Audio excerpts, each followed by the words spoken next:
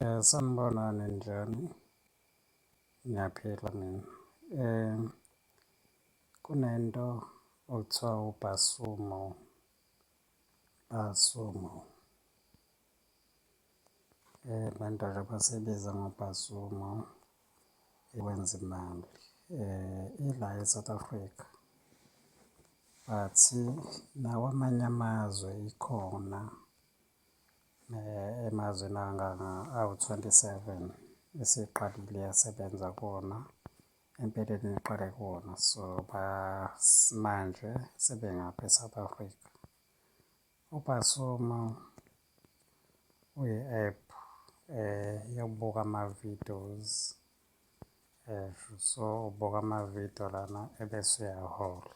But into ekhona kaBhasumo nakulezi ezinye izinto ey'khona ekubukwa amavidiyo kuzo, uBhasumo uyakhokha imali yakhe iyangena kwi-bank account. Ngizokukhombisa njengamanje i-bank account yami. Nansi i-bank account yami. So TymeBank because nami ngingowase-South Africa, so ama-C_U_S Bank lase-South Africa. Then this is a bill history or fund details. So ukuba nabantu abangaphansi kwegama lakho kuyaholela. Uthola i-commission njengoba ubona. Level 1 commission, level 1 commission.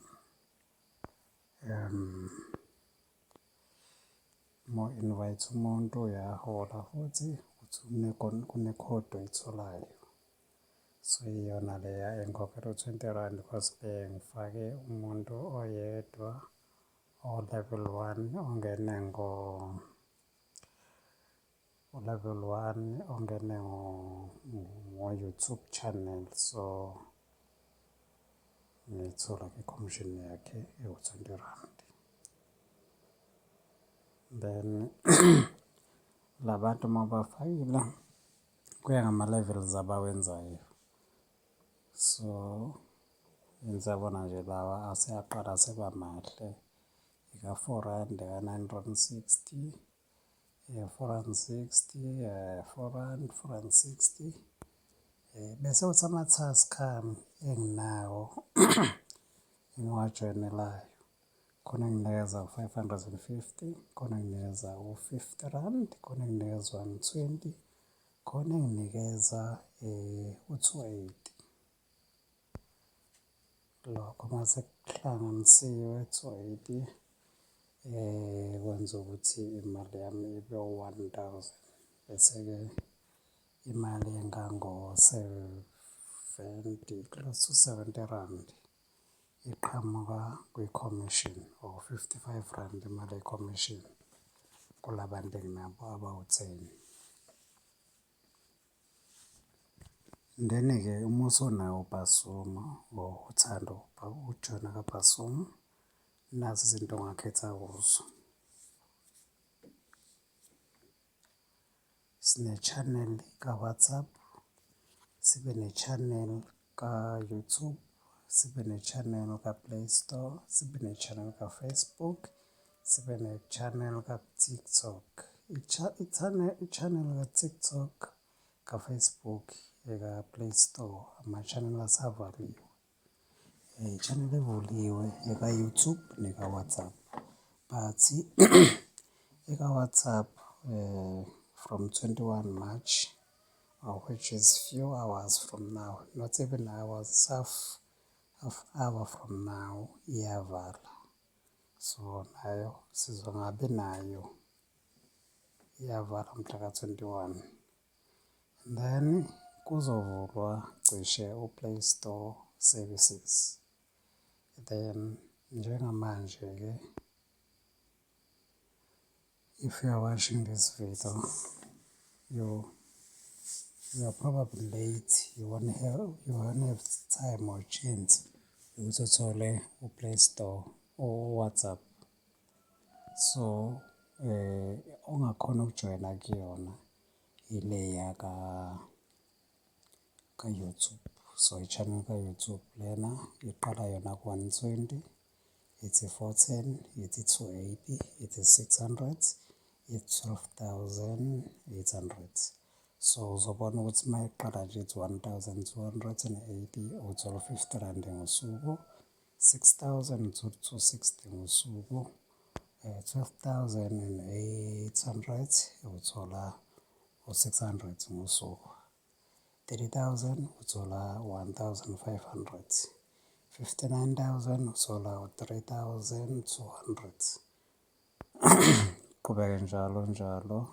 120,000 uthola u-7,000 per day. So uzokhumbula ukuthi u-7,000 u-3,200, 1,500. Amaholo abanye abantu lawo-ke abawathola esikhathini esingango-30 days njalo ngenyanga bahola leza y'mali leza amaholo abantu. And then uma usujoyinile-ke kufuneka wenze ama-task. But ama-task uma uthanda ungangawenza ujoyine i-robot liya elivela laphana, AI robot, which is 100 rand, effective for 30 days. Then the 1 year AI will cost you 1,000 rand, which is effective for 365 days. So bafowethu, umfuna ukwenza imali and kwi-app e-reliable uzojoyina la kwaBasumo. So kwividiyo yami ezansi ngizonishiyela i-WhatsApp number yami engangithola kuyona ukuze ngijoyine isikhosi. Ngenze nginikeze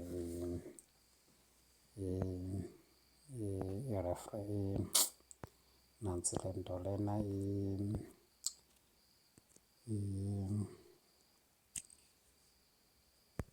i-invitation link.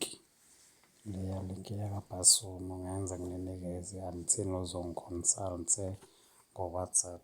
So uma ufuna ukungiconsulta from WhatsApp, here my WhatsApp number.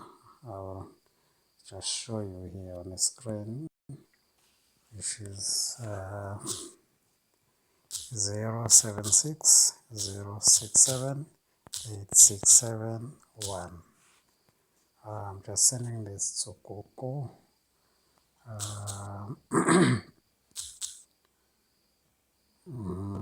Then let's go back to the app.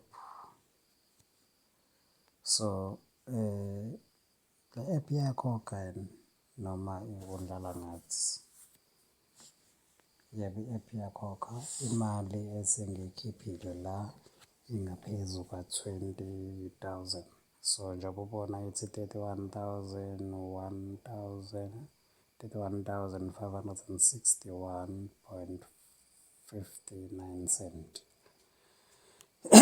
Yeah, sengiyikhiphile imali engaphezu ka-20,000 la ekhaya. So nansiyana-ke i-filing record yami. Iyona leyana 3,000 angikhiphe nge-ATM. Nge-8 ngakhipha u-2,000. Nge-7 March ya-refuser, as well as nge-5 March ya-refuser. But nge-7 March ikhona yakhona ukungena.